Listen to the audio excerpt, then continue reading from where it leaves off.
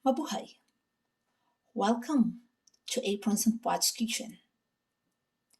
Ang dish po natin ngayon ay baked salmon in tomato sauce. Kung bago po kayo sa aming channel, please like and subscribe. And kindly hit the bell button for notification. And bago po tayo mag-umpisa, I shout out to Minivel Atendido Perez. Ang una nating ingredients ay ang ating spring onion. So, hiwain lang po natin. Hiwain lang na maliliit.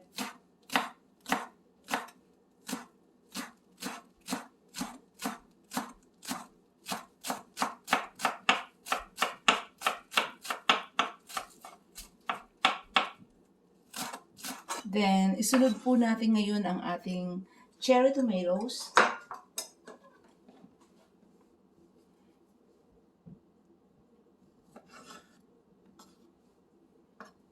Hiwain lang po natin ng pahati or half.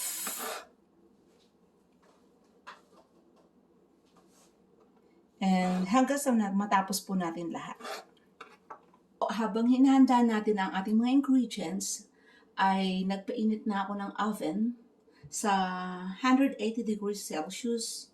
And umpisa na po natin. Lagyan natin ng olive oil.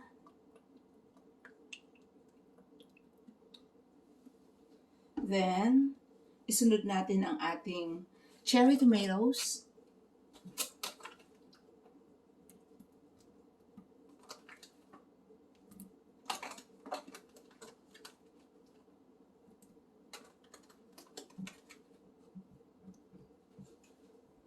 Then, yung ating tomato sauce.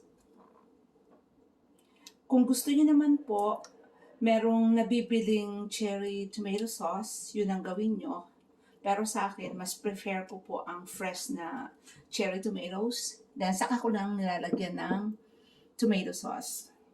Then, sunod po natin ngayon ay ang ating fennel. Fennel yung, ano pa sa atin to? Anise.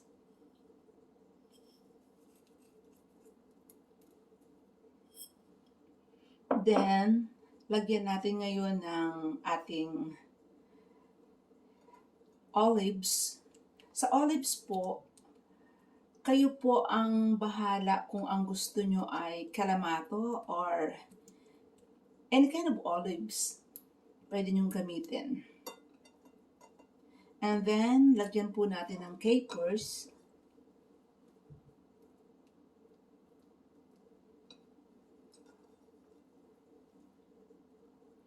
Ilagay natin ngayon ang ating spring onion.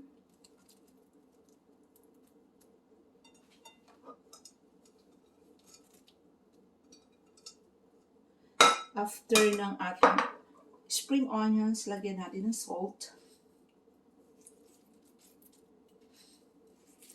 Ang salt po ay depende po sa inyong panlasa. And yung ating black pepper. And para po may konting kick, nilalagyan ko po ng chili flakes. Then after that, lagyan natin ngayon ng wine, white wine.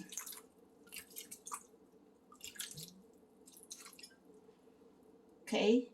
Then, ilalagay po natin siya sa oven.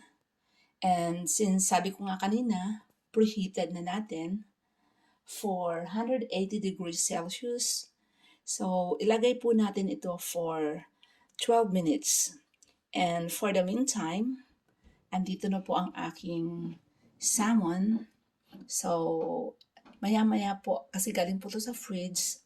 So, nilabas ko na para medyo mabawasan na ang kanyang lamig. And, i-bake na po natin ito. So, ito po, after 12 minutes, so makikita nyo, kulong-kulo na siya. Haluin lang natin.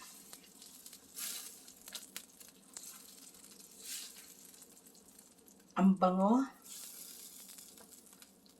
Then, ilagay lang natin sa gilid ng konti ang ibang ingredients, yung mga nabuo-buo, para ilagay na natin ang ating salmon.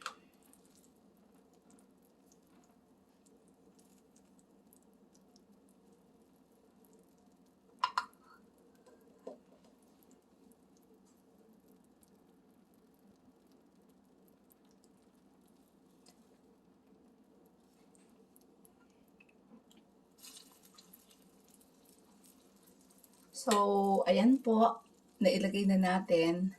Then, ibabalik natin ito ngayon sa ating oven. Ayan.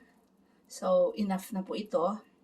Then, ibalik natin sa oven for another 12 minutes kasi yung ating salmon ay mabilis maluto para hindi siya mag-dry. So, after 12 minutes, look at this. So aromatic. And makikita nyo, medyo kumukulo pa siya.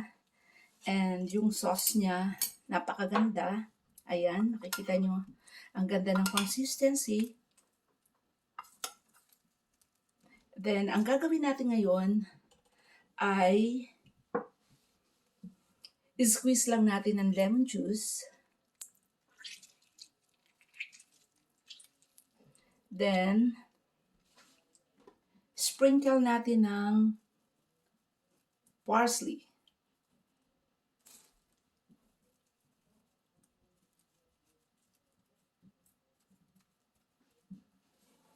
And it's ready to plate.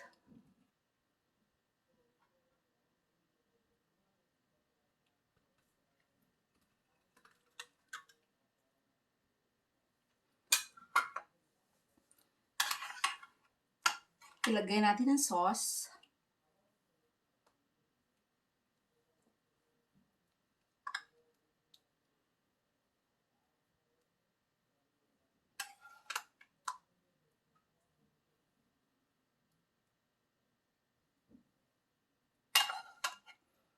The more na maraming sauce, mas masarap.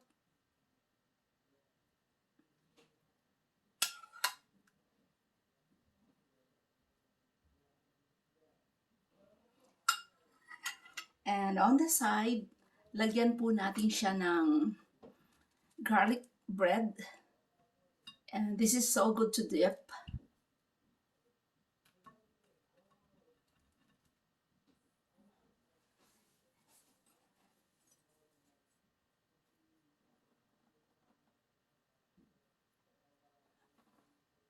Ayan po ang ating masarap na baked salmon and tomato sauce. Buon appetito!